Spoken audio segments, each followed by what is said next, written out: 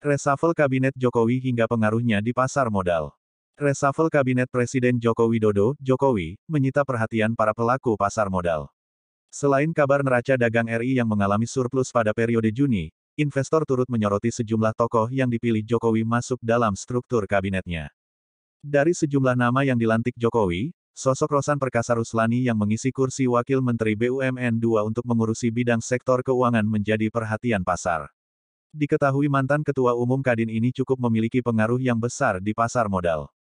Ada sentimen yang bersentuhan dengan kebijakan, karena di sana muncul nama Pak Rosan, jadi ada sentimen untuk emiten-emiten BUMN khususnya di emiten karya dan bank, kata Head of Investment Information PT Mirae Asset Sekuritas Indonesia, Roger MM saat dihubungi MNC Portal Indonesia MPI, Senin tanggal 17 Juli tahun 2023. Mengutip sejumlah sumber, pria kelahiran Jakarta ini bersama Sandiaga Salahuddin Uno pernah mendirikan Republik Indonesia Finance yang akhirnya bertransformasi menjadi Recapital Group pada tahun 2002. Perusahaan keuangan itu mampu tumbuh cukup besar, meskipun izin sejumlah entitasnya sempat dicabut oleh Otoritas Jasa Keuangan (OJK).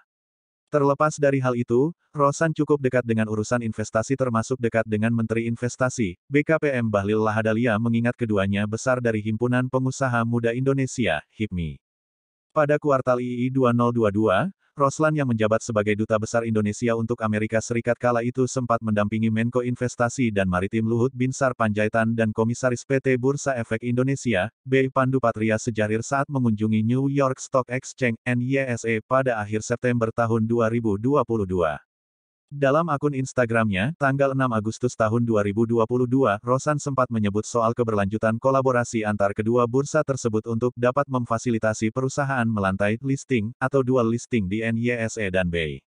Rosan juga menyinggung soal pertumbuhan pasar modal Indonesia yang positif di tengah terpaan sentimen global.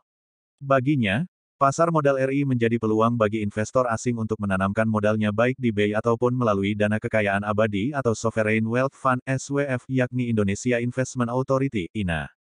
Semoga ke depan semakin banyak perusahaan Indonesia ekspansi ke pasar global dan mencatatkan saham perdana di BI dan di NYSE, kata Rosan.